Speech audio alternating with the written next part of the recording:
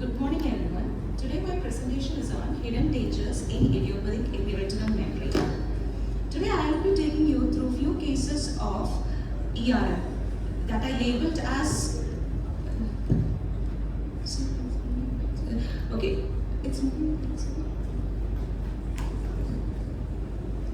So today I will be taking you through few cases of ERM that I labeled as idiopathic during the initial few days of my fellowship.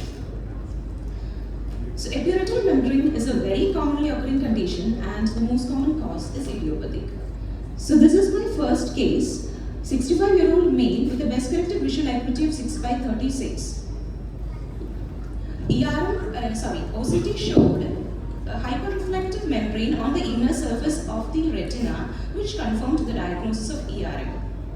I did peripheral examination also in this patient and it was normal. However, my mentee found a nasal horseshoe tear in the patient. And this is a 65-year-old female with a best corrected visual acuity of 6/18. OCT showed not just a hyperreflective membrane on the surface of the retina, but few cystoid spaces in the inner retinal layers. So I took this patient to my mentor and he diagnosed this as a case of old CRVO with ERM. Coming to my third case, this is a 59-year-old male with a best corrected visual acuity of counting fingers 3 meter. Here OCT is very important. You can see not just ERM but also disorganized inner retinal layers. I thought this was another simple case of idiopathic ERM. But this was an eye-opener for me. And I came to know about a new entity known as combined hamartoma of retina and RPE. This is my last and final case of idiopathic ERM. After this, I think not just twice but several times before labeling anything as idiopathic. So this is a 34-year-old female with a best corrected visual acuity of counting fingers 2 meter. A diagnosis of ERM with macular hole was confirmed on OCT. So with full confidence, I posted this patient for ERM peeling surgery. On the day of surgery, I was called to the OT by my mentor. He asked me to do an indentation. And yes, on indentation, I saw a reddish orange nodule at the supratemporal periphery smirking at me, and that too with a draining and a feeding vessel. Thank you.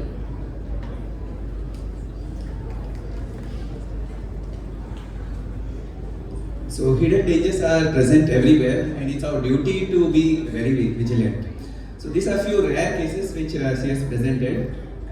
This was the first one. The lesion was quite peripheral, was not seen on the fundoscopy, so just a diagram shown there. So there is non-cancerous tumor and can be a part of systemic disease like von Hippel-Lando's disease.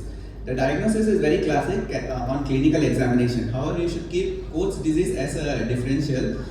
You will see a lot of microorganism in the peripheral area, and FFA is very classic in Coats where you can get a bulb-like lesions.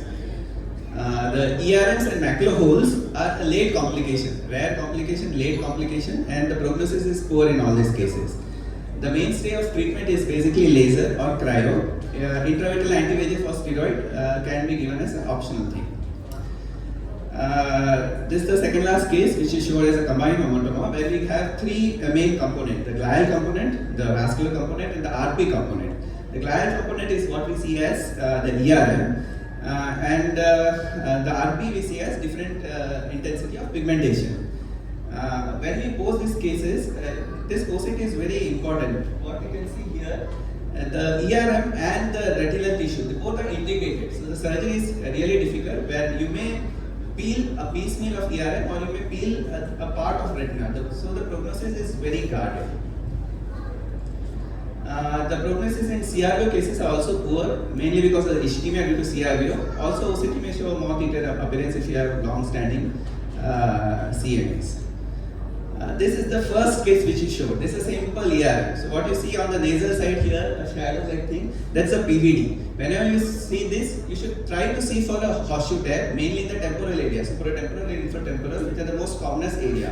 However, as you missed, is the medial part. So that can be commonly missed because that's very difficult to indent and see that area. So that also you can insist, test, can see and can find a HST so that we can prevent by doing a barrage instead of having landing up in bigger complications like lateral detachment.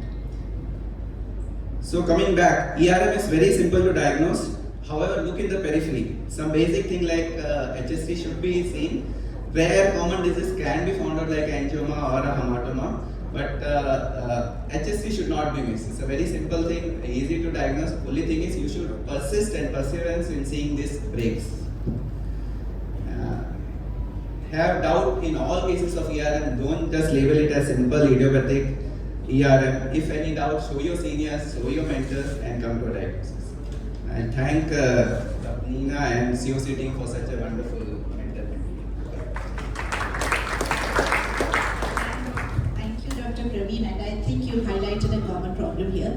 You make diagnoses on OCT. That is the problem. When you learn retina, you should learn for examination. The way, if you have missed a hole, I think that is the biggest problem. You are diagnosing an ERM on OCT, then that is what is happening to this generation who is having OCT. So I think a retinal examination you highlighted is the most important. Of course, we must keep all the DDCs. But only when we know how to examine the complete retina properly without the help of this OCT machine, which is now in fact the bane for all PGs, I think. They just diagnose with that. So that is very unfortunate. But otherwise, a good presentation. Thank you, Praveen, for educating everybody about this. Just like Varma sir just now told that everybody is a super specialist. People are super specialists of the macula. They are only seeing at the macula for epiretinal membrane. So before you label anybody as idiopathic, definitely we have to look at the periphery, look for any tears or any other reasons which she mentioned initially. When you diagnosed as CRVO, we would have required a fluorescent or OCT angiography to look at the ischemic levels, because otherwise epiretinal membrane chronic can cause cystoid spaces there. Yes, the vessels were a little dilated, maybe an old CRVO, that is also possible, but would have allowed that. The combined hematoma, the retinal angioma, the HST, everything is like very well. The mentor-mentee interaction in this and the learning process is quite well demonstrated. Thank you. I thank Dr. Nikitha. Please be ready on the dais. Next we have the case of the Crimson Claw by Dr. Arman Dagas. He is a BRP-led Vidura Institute, Kochi. His mentor, Dr. Jyoti Prakash Vyas, surgeon at GA Kochi.